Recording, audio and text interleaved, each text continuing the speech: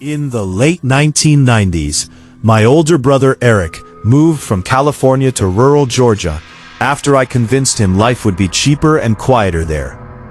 At the time, I thought I was helping him start over. Now I'm convinced I led him directly into something evil. This story still follows me more than 20 years later, and even now, I can't sleep properly whenever someone knocks on my door after midnight. It started in the summer of 1998. I had already been living outside Savannah, Georgia, for about a year when Eric arrived. He'd gone through a divorce in California and wanted a fresh start somewhere slower and less crowded. At first he stayed with me, but after a few weeks he found an old rental property nearly 30 minutes outside town. The house had been built sometime in the 1800s. Huge wraparound porch, tall windows, massive oak trees hanging over the yard like claws. From the outside, it looked beautiful. But the first time I stepped inside, every instinct in my body told me something was wrong. The air felt heavy. Not hot, heavy. Like the house itself didn't want people there. Eric laughed when I mentioned it. "You've been listening to too many southern ghost stories," he joked. But even he admitted the place felt strange after dark. The floors creaked constantly. Cold spots appeared in random rooms. And every night around 2 a.m., footsteps moved slowly across the upstairs hallway. At first, Eric assumed it was the old woods settling. Then the voices started, soft whispering late at night, usually coming from the second floor, too faint to understand clearly, but one phrase repeated over and over. Eric told me about it during a fishing trip one weekend. "You ever hear neighbors around that place?" he asked. "Why?" "Because somebody walks around upstairs every damn night." "You sure it's not raccoons or something?" "No animal whispers." I laughed nervously, but something about his face unsettled me. Eric looked exhausted. Dark circles under his eyes, hands shaking slightly. Then he admitted something else. Sometimes he woke up unable to move, and during those moments, he saw someone standing in his bedroom doorway. A woman, tall, thin, wearing dark clothing, watching him silently. I told him to move. He refused, mostly because the rent was unbelievably cheap. A month later, things escalated. Eric called me around 1:30 in the morning, sounding terrified. "Joe," he whispered, "someone's in the house." I immediately sat upright in bed. "Did you call the police?" "I can hear them upstairs." "Lock yourself in your room." The line stayed open while I listened. Then, creak. A floorboard upstairs. Slow footsteps, one at a time. Eric whispered, "There's a child crying." The crying became audible through the phone, very faint. A little boy sobbing somewhere above him. Then a woman's voice suddenly snapped, "Come here." The child immediately stopped crying. Eric cursed under his breath. "What the hell is that?" Then came a loud bang from upstairs, followed by running footsteps. Fast, chaotic, like somebody dragging something across the floor. Eric shouted. The phone fell. For several terrifying seconds I heard only movement and static, then silence. Finally, Eric picked up the phone again, breathing hard. "You still there?" I asked. "Yeah." "What happened?"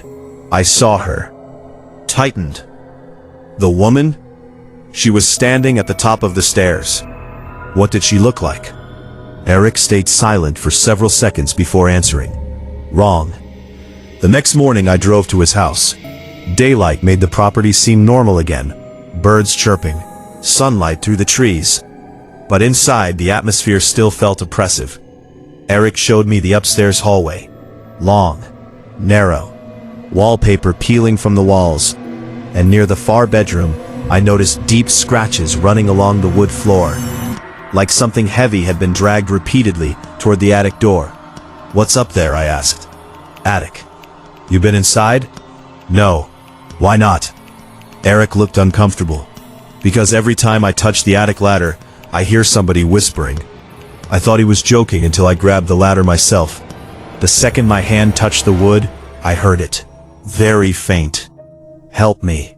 I jerked my hand back instantly. Eric saw the expression on my face. You heard it too. Neither of us spoke for a while after that. Finally, curiosity overcame fear. We pulled the attic ladder down together. Dust exploded into the hallway.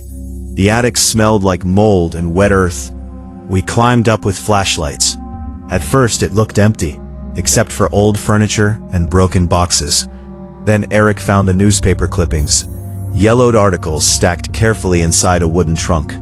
Most dated back to the 1930s. One headline immediately caught my attention. Local boy vanishes from family home. Another, second child missing in Chatham County. And another, police suspect abductions linked to rural property. My chest tightened as I read further. According to the articles, several children disappeared near the property between 1932 and 1937. Witnesses repeatedly mentioned seeing a woman wandering the roads late at night, asking if anyone had seen her son. Police eventually searched the house after multiple complaints, found nothing. But the owner disappeared shortly afterward, along with her young son. Neither was ever located. Eric discovered something else inside the trunk. A photograph, black and white. A woman standing beside the house. Tall, thin, expressionless. And beside her stood a little boy, no older than 6. What disturbed me most was the boy's face. He looked terrified. Behind the photograph was a handwritten sentence. He tried to leave. At that exact moment, footsteps sounded below us. Slow, heavy. Eric whispered, "Please tell me that's not you."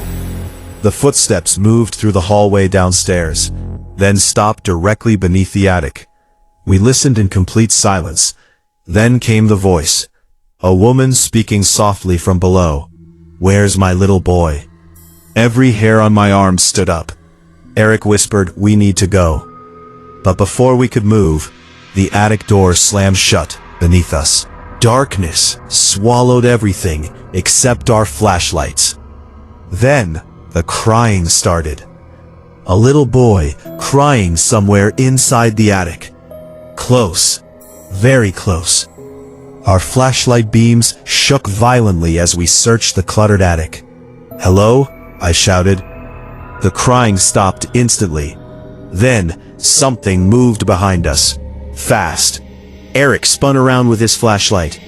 For one horrifying second, the beam illuminated a child crouched behind an old chair. Pale skin, sunken eyes, tiny fingers gripping the wood. Then it darted away into darkness impossibly fast. Eric screamed. We rushed toward the attic ladder and forced the door open. The hallway downstairs was empty, but muddy footprints covered the floor. Small bare footprints leading toward Eric's bedroom. That was the first time I truly believed the house was haunted. But we still didn't leave. That mistake nearly killed us. Over the next week, Eric changed dramatically. He barely slept. He stopped answering calls, obsessed with the crying child. He claimed the boy appeared every night, standing near his bedroom door, sometimes whispering, sometimes just staring silently. Then one night, Eric called me again, this time crying, "You need to come here now." I drove to the house immediately. Every light inside was off, except one upstairs window. When I entered, the front door stood wide open. The house smelled rotten, like standing water and decay.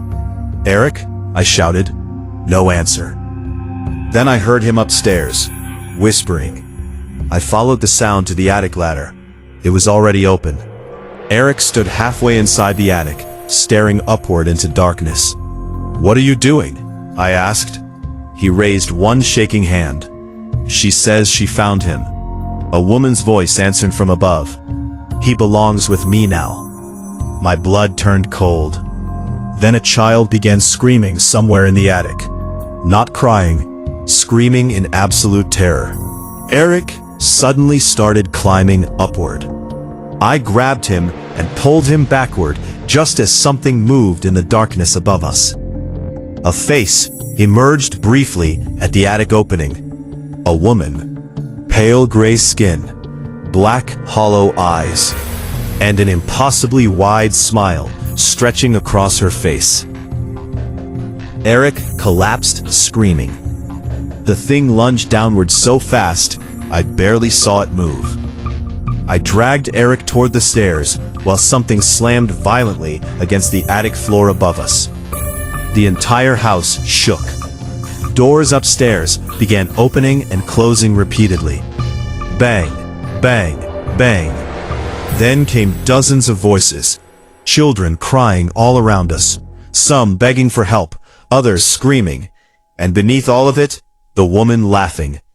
We ran outside and never went back into the house again. Eric moved out the next morning. The landlord refused to refund any money and claimed previous tenants had active imaginations. 2 months later, the house burned down. Fire investigators never determined the cause.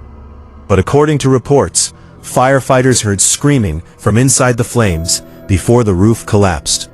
Not adult screams. Children. Years passed. Eric slowly recovered, but he never fully became the same person again. He refused to talk about Georgia, refused to discuss the house, and for a long time, the nightmares stopped. Until 2019. That's when Eric disappeared. No warning, no note. Police found his truck abandoned outside a wooded property in northern Georgia, nearly 3 hours from where the house once stood. The driver's side door was open. His wallet remained inside, but Eric was gone. The only thing investigators found nearby were footprints leading into the woods, one adult set, and one child's barefoot prints beside them. Police never solved the case. Last year, though, I received something in the mail with no return address. Inside was an old black and white photograph. The same woman, the same child, standing in front of the burned house before it was destroyed. But this time, there was another figure in the picture. A man standing beside them, thin, expressionless. It took me several seconds to recognize him. Eric. On the back of the photograph were 6 handwritten words. She finally took him home. And sometimes late at night, when the house is completely quiet, I hear a child whisper from somewhere nearby, "Have you seen my mother?"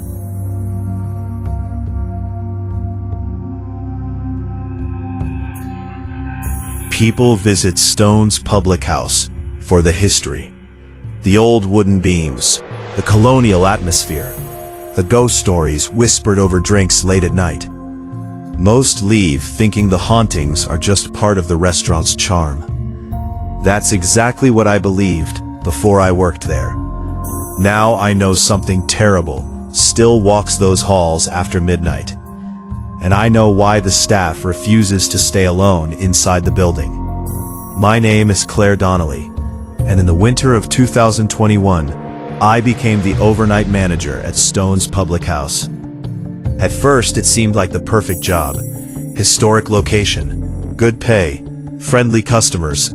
The restaurant itself was beautiful, in a dark, old New England kind of way. Low ceilings, narrow staircases, original wood floors from the 1800s. The building had once been an inn, built by John Stone, back in 1832. And over the decades it served countless purposes. Travel stop, boarding house, bar. And during the Spanish flu pandemic of 1818, it reportedly became a temporary hospital, overflowing with sick patients. People died there, a lot of people. Only one of them stayed behind. The boy, they called him. I heard about him my first week. One of the bartenders, Mike, casually mentioned hearing footsteps upstairs after closing. "Probably pipes," I said. Mike shook his head. "No pipes, giggle." Everyone laughed nervously, except Janet, the restaurant manager. She had worked there for years. Older woman, sharp eyes, never smiled much when ghost stories came up. "You'll hear him eventually," she told me quietly. "Hear who?" The boy. I assumed they were trying to scare the new employee, until the night I saw him myself. It happened during a snowstorm in January. Business was slow, so most of the staff left early. By 11:45 p.m., only Janet and I remained downstairs closing the bar. Outside, heavy snow buried the streets in silence. The building felt isolated from the rest of the world. Janet was counting receipts when I heard it. Footsteps upstairs. Small footsteps, running across the hallway above us. I looked toward the ceiling. Somebody still up there? Janet froze. The footsteps stopped instantly. Then came the sound of a child laughing, very softly. My stomach tightened. Janet slowly set the receipts down. "That's enough for tonight," she whispered. "You heard that too?" She nodded once. "Don't go upstairs after midnight." "Why?" Janet didn't answer. Instead, she grabbed her coat and left almost immediately. Before walking out the door, she turned back toward me.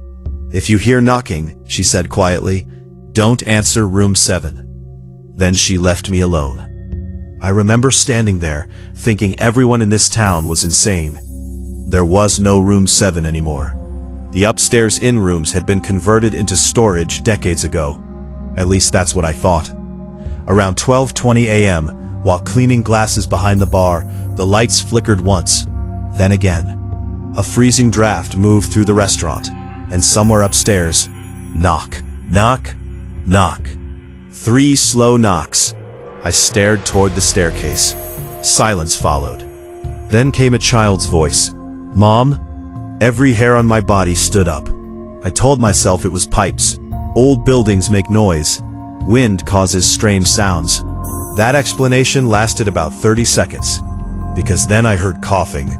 Violent coughing, coming from upstairs, followed by several voices speaking at once. Weak voices, sick voices, the sounds of people suffering. I slowly approached the staircase before common sense could stop me.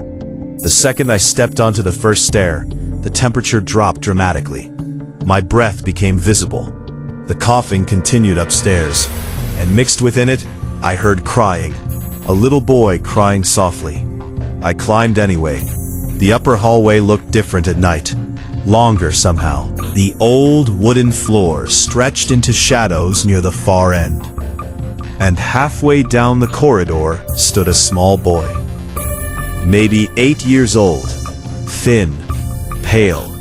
Wearing old-fashioned clothes. He faced away from me, completely motionless. My voice barely worked. "Hey, kid." The boy slowly turned around. His face was deathly pale. Dark circles surrounded his eyes, and blood stained the front of his nightshirt. Not fresh blood, old blood, brown and dark. He stared at me silently, then pointed toward the last door in the hallway. The number 7 hung crookedly above it. My chest tightened instantly. That room shouldn't exist. The upstairs rooms had no numbers anymore. The boy whispered, "She's still sick." Then he vanished. Not walked away. Vanished. 1 second standing there, the next gone completely. I stumbled backward in panic. Then every door in the hallway slammed shut at once. Bang! The entire floor shook violently. The coughing behind the doors became louder. Desperate. Agonized. People begging for help. And from room 7 came a woman screaming. I ran downstairs immediately. But halfway down the staircase, something grabbed my wrist. Ice-cold fingers. I screamed and turned around. Nobody was there. But tiny wet footprints covered the staircase behind me. Child-sized footprints, leading upward. I quit the next morning. At least I tried to. Janet listened quietly while I explained everything. When I finished, she sighed heavily. "You saw Thomas, the boy?" She nodded. "He died upstairs during the Spanish flu." According to Janet, the inn became overcrowded during the 1918 pandemic. Entire families stayed there, while sick relatives were quarantined upstairs. One woman and her son were placed in room 7, after both became infected. The mother died first. The boy survived 3 more days alone beside her body. Staff eventually found him curled beside the bed after he died from fever. Since then, employees and guests had reported seeing him wandering the halls, always searching, always crying. Why didn't anyone tell me this was real? I demanded. Janet looked exhausted. Because people don't believe it until they see him. I should have walked away permanently after that. But money was tight, and against every instinct, I stayed. That decision ruined my life. Over the next several weeks, strange things kept happening. Glasses moved by themselves. Doors opened randomly. Customers reported seeing a child standing near the upstairs windows late at night. One elderly woman refused to pay her bill after claiming dead people surrounded her table. Then came the whispers. Every night after closing, I heard voices upstairs, doctors shouting, people coughing, children crying. Sometimes I even smelled antiseptic and smoke drifting through the building, like the place briefly became a hospital again. And always around 1:13 a.m., room 7 appeared. Upstairs, the hallway changed subtly. The door returned, the number hanging crookedly above it. No matter how many times I avoided looking at it, eventually, curiosity overwhelmed me. One stormy February night, I finally opened the door. Inside was not a storage room. It was a hospital room. Dim lantern light illuminated metal beds lining the walls. Patients lay beneath blankets coughing violently. Nurses moved through the room carrying buckets of bloody water. None of them acknowledged me. At the far corner sat Thomas, the little boy, beside a bed. A woman lay beneath the sheets, barely breathing. Thomas looked directly at me. "She won't wake up," he whispered. I tried backing away, but the door behind me vanished. Panic exploded through my chest. The patients slowly turned toward me, one by one. Every face looked horribly wrong. Skin gray, eyes sunken, mouths stained dark with blood. Then the woman on the bed suddenly sat upright. Her neck twisted unnaturally toward me, and she screamed. Not normal screaming. A raw animal sound filled with pain and rage. Every lantern in the room blew out simultaneously. Darkness swallowed everything. Then dozens of hands grabbed me. Cold fingers pulling my arms, my clothes, my hair. Voices surrounded me in the dark. "Stay. Help us. Don't leave us here." I fought blindly, until suddenly the lights downstairs snapped on. I found myself lying in the hallway outside room 7, alone. The door was gone again. Only a blank wall remained. After that night, things became worse. I stopped sleeping properly. I heard coughing in my apartment, saw wet child footprints in my bathroom, and every morning at exactly 1:13 a.m., my phone rang once from an unknown number. No voicemail, just silence. 3 weeks later, another employee disappeared after closing, a waitress named Emily. Of struggle. No evidence she ever left the building. But security footage captured something horrifying before the cameras failed. At 1:12 a.m., Emily appeared walking upstairs alone. Behind her, a little boy followed silently, holding her hand. The final frame showed both of them stopping outside a door marked with the number 7. Then the footage cut to static. Emily was never found. I finally resigned after that. I moved out of Ashland completely. Tried forgetting everything connected to Stone's public house. For a while, it worked, until last month. A package arrived at my apartment with no return address. Inside was an old black and white photograph taken inside the inn during the 1918 flu outbreak. Rows of patients filled the room. Nurses stood beside them, and in the corner sat Thomas, smiling directly at the camera. Beside him stood Emily, pale, expressionless, wearing hospital clothes from another century. Written across the back of the photograph were 6 words, Room 7 still has vacancies. Every night, since receiving that photograph, I hear coughing somewhere inside my apartment after midnight, followed by the sound of a little boy knocking softly on my bedroom door.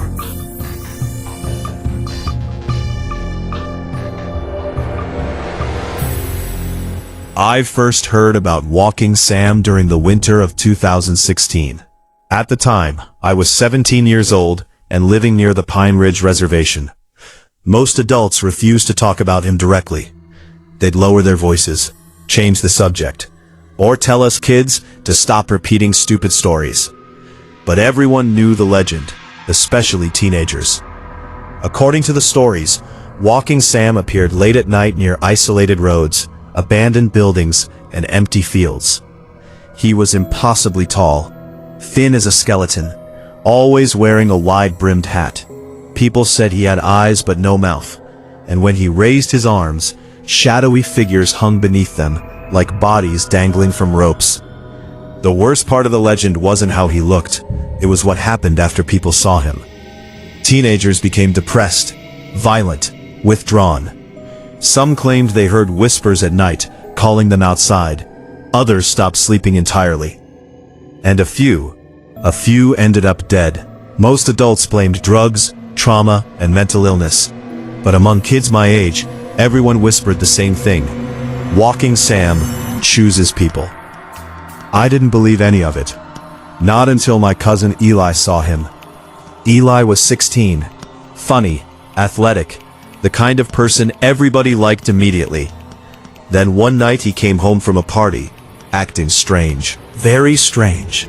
He barely spoke, wouldn't look anyone in the eyes, and according to his younger sister, he spent nearly 3 hours standing silently outside their trailer, staring toward the hills. The next morning I went to check on him. He looked exhausted, dark circles under his eyes, hands trembling slightly. "You okay?" I asked. Eli nodded too quickly. "Yeah. You don't look okay." He hesitated, then whispered, "I saw somebody last night." I sat beside him on the porch. "Who?" "There was this tall guy standing near the road." "Tall how?" Eli swallowed hard.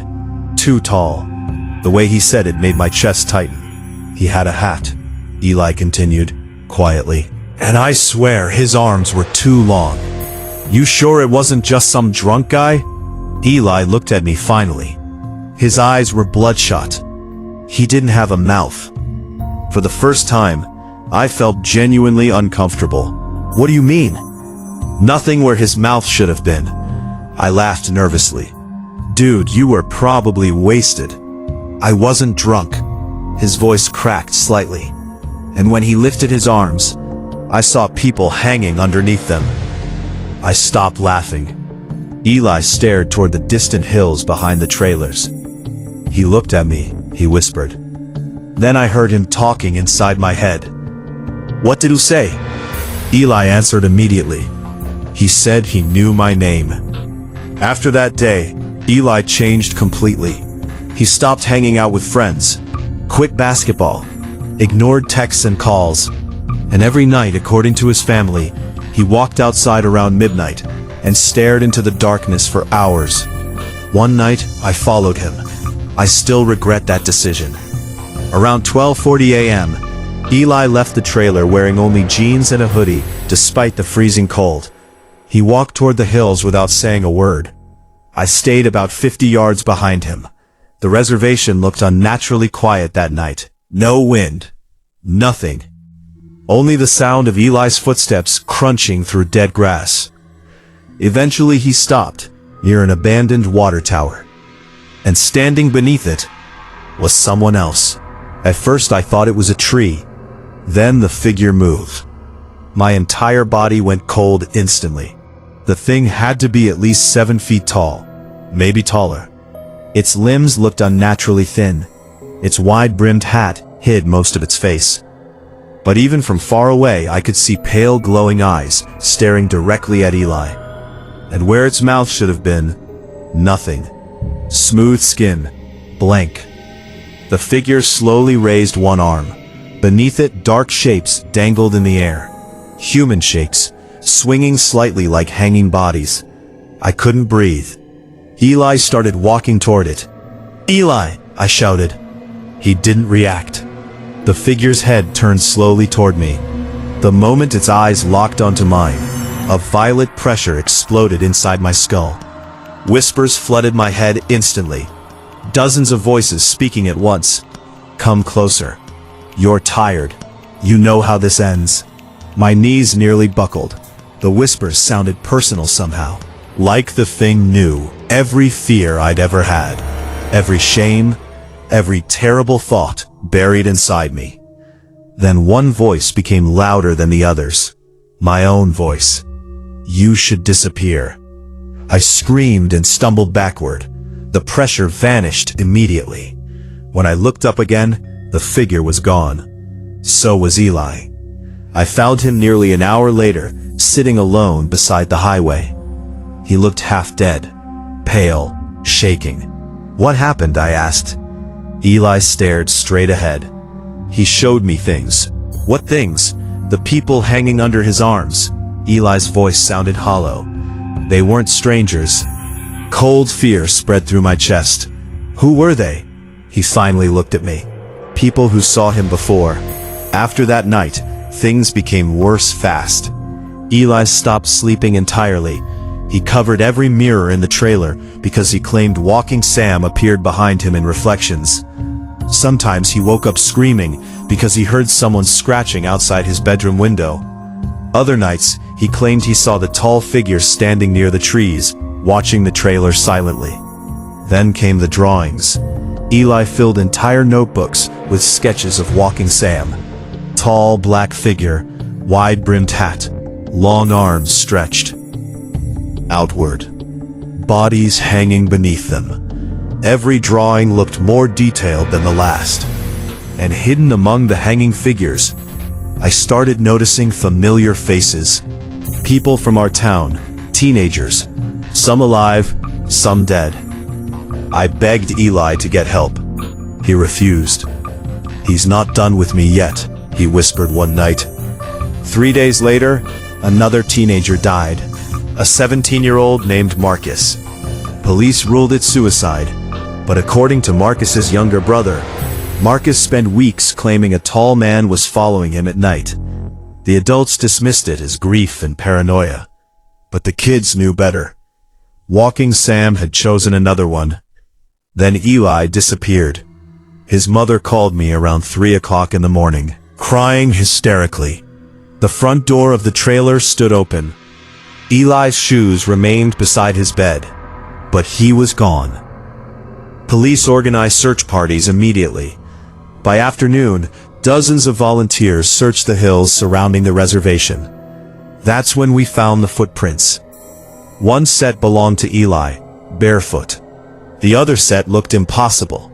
Long, narrow impressions stretched through the dirt beside Eli's tracks, as if something extremely tall had walked with him into the hills. The footprints stopped near the abandoned water tower. After that, nothing. No tracks, no sign of struggle, no Eli. The search continued for 6 days. Then they found him, or what was left of him. His body hung from a dead tree nearly 2 miles away. Police called it suicide, but something about the scene felt wrong. Eli's feet hung nearly 8 feet above the ground. No ladder nearby, no branches strong enough to climb. And according to one officer I later spoke with privately, there were dozens of footprints surrounding the tree. Bare footprints, teenage-sized, all circling beneath Eli's body, as if people had stood there watching. After Eli's funeral, I started seeing Walking Sam too. At first only in dreams, standing beside roads, from fields. Then I started seeing him while awake, far away, near tree lines, beside abandoned buildings, always motionless, always staring. And every time I saw him, the whispers returned. You know how this ends. I stopped sleeping properly, started avoiding mirrors, avoided being outside after sunset. But none of it mattered. because once he notices you, he never really leaves. Last winter, a teenager from another nearby town vanished during a snowstorm. His friends later claimed he'd been drawing pictures of a tall, faceless figure for weeks beforehand. Police found only one thing during the search: a notebook buried in the snow. Inside were dozens of sketches of Walking Sam, and on the final page, written over and over again until the paper tore apart, were 5 horrifying words. "He walks with the lonely ones." I still live in South Dakota, and sometimes late at night, I see him standing far beyond the fields near my house. Too tall, too thin, hat blocking the stars behind him, watching, waiting, and every single time I look away,